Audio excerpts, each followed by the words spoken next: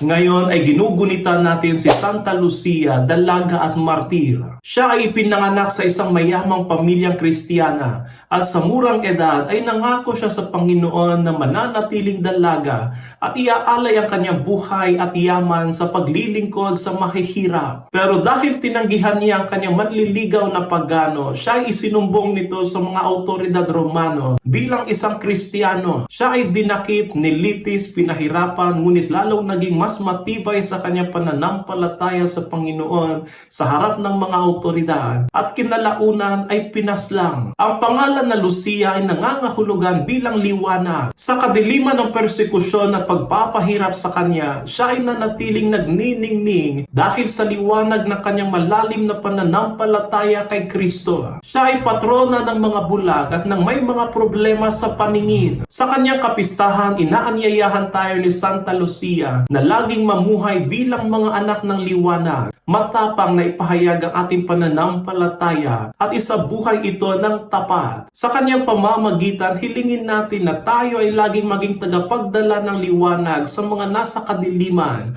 at makita si Kristo sa mata ng mga mahihirap at ng mga nasa laylayan. Santa Lucia, ipanalangin mo kami.